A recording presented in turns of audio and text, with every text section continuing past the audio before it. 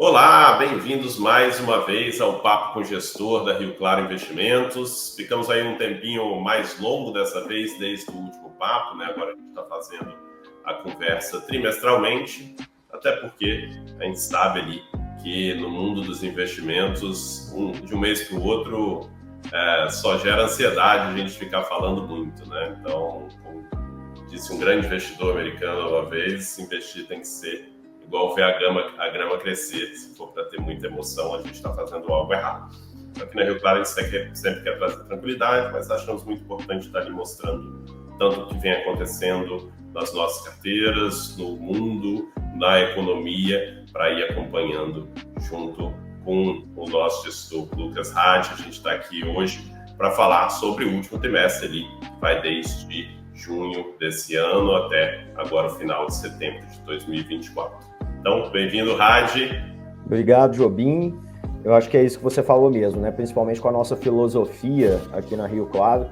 A ideia é a gente acompanhar os grandes movimentos do mercado, a tendência, de fato, dos indicadores, das classes de investimentos, de maneira que a gente não fique super reagindo a qualquer micromovimento ali, querendo ou não, quando a gente fica analisando cada vírgula, cada detalhe, não que a gente não tenha que estar atento a eles, porque por trás pode ter um grande movimento, mas quando você fica querendo achar alguma coisa para se mexer, você acaba querendo justificar um excesso de movimentos, e a gente sabe que o excesso de movimentos tem custos operacionais, custos tributários, e no longo prazo, a grande maioria acaba se provando errado, né? Geralmente, muitas das vezes, a decisão mais certa é a de se manter posicionado numa visão de mais longo prazo. É o que a gente chama de alocação estratégica versus alocação tática. É a nossa filosofia aqui na Rio Claro.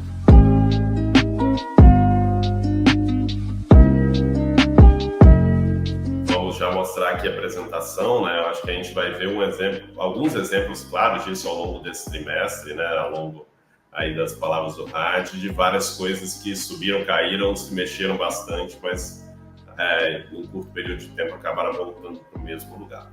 Mas aí vamos lá já para o fechamento desses três. Aqui a gente está medindo de 30 de 6 de 2024 até 31 de 9 de 2024, o que aconteceu nos principais índices. A gente já consegue ver aí que foi um período bom para as nossas carteiras, né?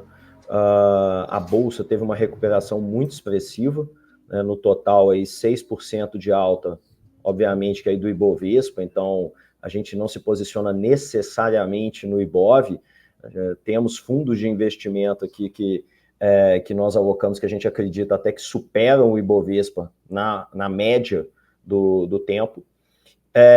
O dólar teve uma queda natural, como a gente sempre comenta, né, quando você tem um período de alta do Ibovespa.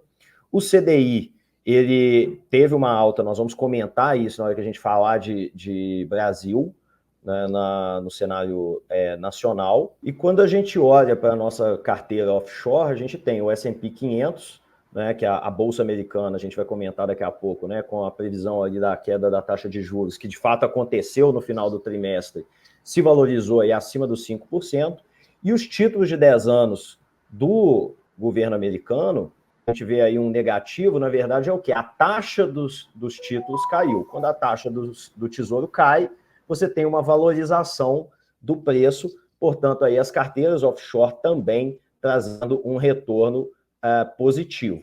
Então, um trimestre aí de muita recuperação para todos os nossos portfólios, para todas as carteiras. Esperamos aí que esse movimento continue ao longo agora do quarto trimestre. Entrando já no cenário macro, né, o que a gente tem quando olha para a China, que a gente sabe da relevância dela no mundo. Eu já venho comentando aqui há algum tempo o tanto que a China não conseguiu se recuperar da pandemia, né, ou da crise da pandemia até hoje. Ela vem, aos poucos, mostrando uma queda de tração que se reflete numa queda do PIB da região toda, em volta, até porque ela é um grande epicentro ali do Sudeste Asiático, onde eles têm, ultimamente, a meta de crescer 5% ao ano. 5% ao ano é um crescimento muito grande na nossa cabeça aqui no Brasil, mas para a China não é tão grande. Ali eles têm quase 3 décadas de crescimento de 2 dígitos. Então, o governo chinês vem estimulando a economia de diversas maneiras, seja pela via fiscal, seja pela via, a via monetária, e até nesse momento, onde a gente já está aqui no comecinho do quarto trimestre, houve um pacote gigantesco de incentivo através de queda da taxa de redesconto, através da compra de títulos públicos, ou seja, o mercado de fato, o governo de fato, inundando o mercado chinês de recursos, demonstrando um grande comprometimento com esse alcance da taxa de 5%. Um fato interessante, que muito provavelmente no nosso próximo papo com o gestor vai estar muito longe para eu comentar, na segunda-feira dessa semana, o pregão da China caiu. Ele desligou de tanta operação que teve, tamanha procura por compras, dado esse momento de euforia de todo mundo acreditando realmente nesse crescimento aí provocado pelo governo chinês. Então, a expectativa muito grande da retomada da economia. E aqui a gente tem a balança comercial chinesa mostrando que sempre foi uma balança comercial fortíssima, né? Sempre, né, praticamente ali o motor do mundo, basta dizer que é o segundo maior parceiro econômico do Brasil, e sendo o Brasil um dos maiores players mundiais de minério de ferro, e a China um dos maiores players consumidores de minério de ferro do mundo. Daí a gente vê o tamanho dessa relevância, uma commodity das mais importantes. Você perceber ali que há anos a China vem patinando, né? Ela tenta recuperar, tem alguns voos ali que a gente pode dizer que foram praticamente de galinha, depois ela volta e cai abruptamente, e agora ela tentando de novo reagir, passar dessa linha de tendência que o gráfico mostra ali muito claramente, que é uma linha que ela não supera há anos, basicamente ali desde do pós-pandemia. Então, vamos ver se eles conseguem fazer essa retomada. A gente sabe muito bem que a China indo bem, uma grande parte do mundo vai bem também. A gente tem uma retomada do crescimento mundial, que é super necessário para a gente ter uma queda da taxa de juros. Zona do euro começou a derrubar a taxa de juros antes do mercado americano, até porque a União Europeia, ela é ali um ecossistema próprio. Ela influencia, obviamente, outras regiões, mas não é igual aos Estados Unidos, que influencia o mundo inteiro. Então, os Estados Unidos eles são sempre mais cautelosos na hora de tomar qualquer medida monetária, porque uma medida errada lá pode repercutir no mundo inteiro e levar, por exemplo, a uma recessão. Já na zona do euro, eles podem olhar mais para eles mesmos, mas eles têm uma dificuldade muito grande, porque é uma região muito, muito grande, muito heterogênea. Então, ao mesmo tempo que você tem uma região que estava com a inflação de 8%, você tinha uma outra que já estava com 1%, que era abaixo dos 2%, que é a meta pretendida por eles. Então, esse gráfico ilustra perfeitamente isso, né? Onde você tem, né, quanto mais vermelho, maior a inflação, você vê que tem regiões que estão acima de 3,5%, né? Portugal ali, por exemplo, já está com uma inflação um pouquinho mais alta, a gente vê claramente, enquanto você chega ali na Itália, ela já está abaixo de 1%. Só que a política monetária é a mesma para a região toda. Então, eles têm que equilibrar isso tudo para manter a economia de toda a zona do euro equilibrada. De toda forma, o que a gente viu foi um início da queda da taxa de juros, fato que eu sempre reforço aqui, é importantíssimo para a economia da região, porque eles são uma região de baixo crescimento e de altíssimo endividamento. Então, não há veneno maior para a zona do euro do que uma taxa de juros elevada, porque ela faz o crescimento que já é pequeno ficar menor ainda e a dívida que já é alta crescer numa velocidade ainda maior. Não sei quem vai se recordar aqui, mas quando eles começaram a aumentar a taxa de juros, a gente falou que deveria ser um movimento curto, porque com o tamanho da dívida da zona do euro, eles não conseguiriam viver 4 a 5 anos com uma taxa de juros elevada, porque senão a dívida deles se tornaria impagável. Felizmente, a gente começa a ver já um movimento de queda dessa taxa. E por fim, né, por fim não que a gente vai guardar o Brasil, mas por fim da parte toda externa, né, Estados Unidos, finalmente chegamos ali na zona abaixo de 5% da taxa de juros, foi uma queda de 0,5%, é um movimento considerado até ousado por parte do Fed. O Trump até chamou o movimento um pouco de eleitoreiro, né, já que é o governo Biden, e aí seria um movimento para gerar um crescimento ou gerar um movimento pró-PIB, bem próximo agora da eleição, e tentar favorecer a Kamala, que seria a sucessora do Biden.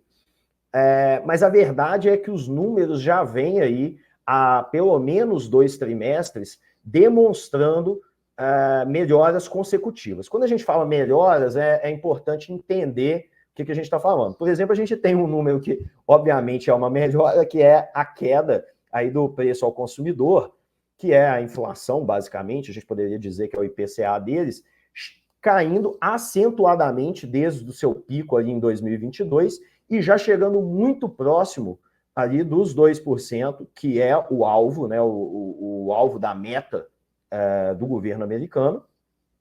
E a gente tem outras medidas, outros indicadores, que são aqueles que a gente chama de leading, né, que são aqueles que vêm antes de um movimento econômico mais forte, que são, por exemplo, você tem uma redução na geração de empregos, porque antes de ter desemprego, você tem uma redução na geração de empregos. Por isso que eles são leading, né, que é aquele que vem antes de acontecer alguma coisa.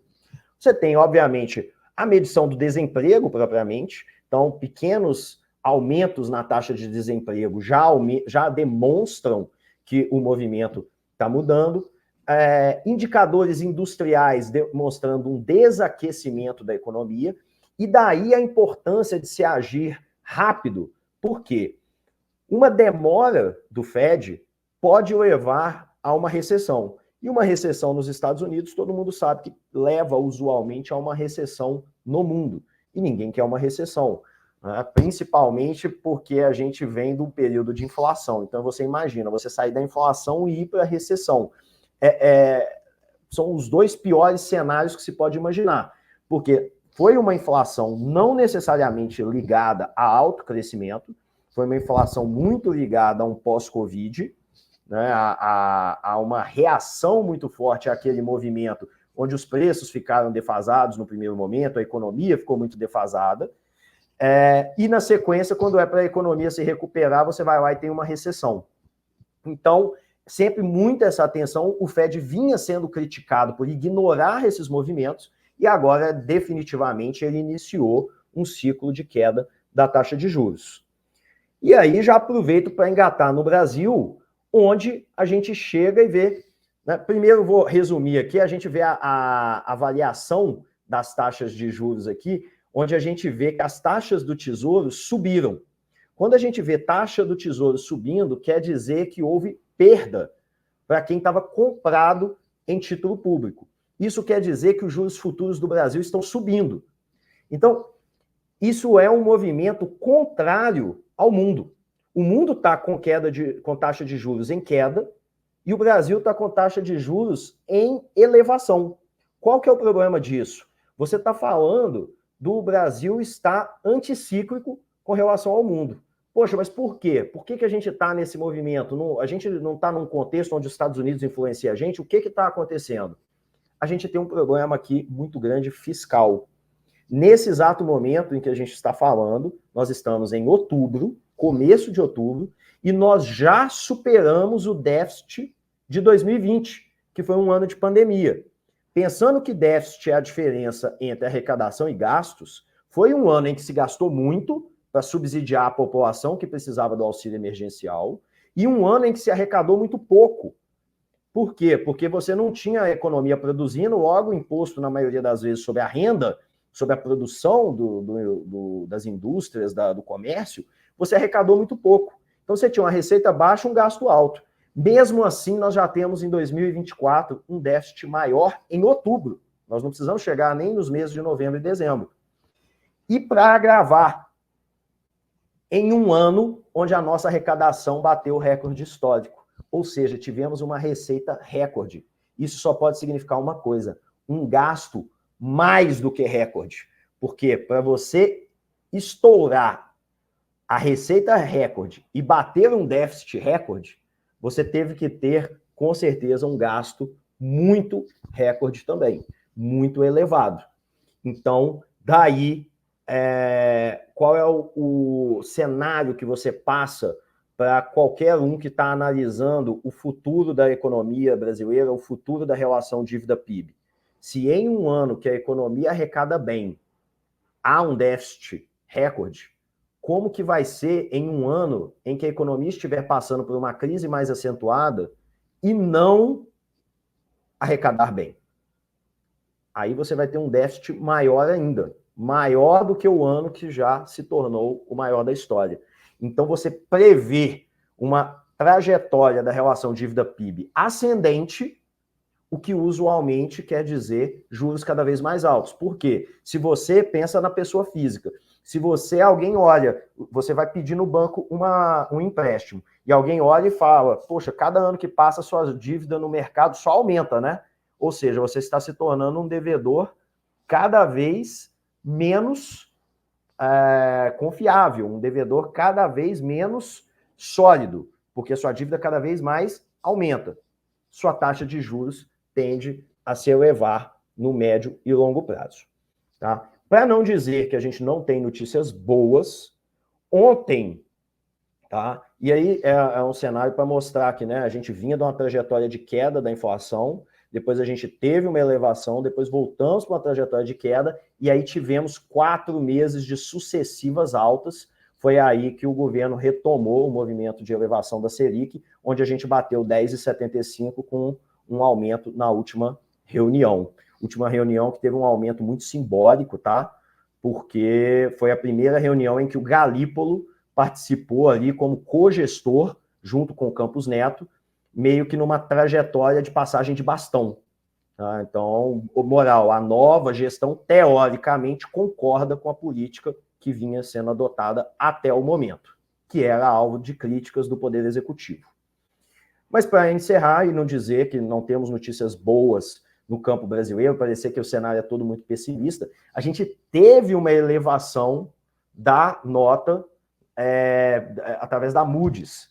Né? Geralmente as agências de risco andam um pouco juntas, então espera-se que as demais agências de risco venham e tragam também perspectivas melhores. Pela Moody's, a gente está agora a um degrau de voltar a ser grau de investimento. Por quê? Você tem realmente uma piora da relação dívida-PIB, mas a gente teve uma elevação do nosso PIB muito representativa. As agências de risco, elas dão pesos diferentes para cada indicador. Por exemplo, a Standard & Poor's, né, a S&P, ela dá muito peso para a relação dívida-PIB. Então, talvez seja uma que demore um pouco mais para nos avaliar positivamente. A Moody's já olha muito a parte de crescimento econômico. Então, o nosso PIB, tendo atingido aí uma expectativa de 3% para mais, né, ainda faltam dados para a gente fechar, obviamente, o ano, né, até porque o ano não acabou, mas acima de 3% já se gera uma expectativa maior, foi uma das grandes justificativas deles. Então, a gente tem alguns movimentos aí, alguns indicadores contraditórios, mas que mostram que não está de todo ruim a nossa economia de maneira nenhuma, né? Até porque temos dados de desemprego baixos, temos geração de emprego estável, né? Não diria nem que boa nem que ruim, um PIB positivo e um endividamento crescente, com uma relação dívida-PIB piorando. Mas a gente espera aí que no somatório dos fatores a gente tenha mais notícias boas, como essa aí da Moody's. Seja como for, os nossos portfólios vão se adaptando a isso para aproveitar o movimento no sentido que for mais interessante. Perfeito. Então, mais uma vez aí a gente concluindo um papo com um gestor, dessa vez falando de um período um pouquinho mais longo, né? Um trimestre ainda não é nem médio prazo, mas muita coisa acontece na economia nesse momento, especialmente grandes mudanças de juros que a gente esperava até que já tivessem acontecido mais cedo, né? Principalmente o início do corte nos Estados Unidos, e aqui Primeiro a gente teve a parada dos cortes mais cedo do que esperado e agora uma alta de juros.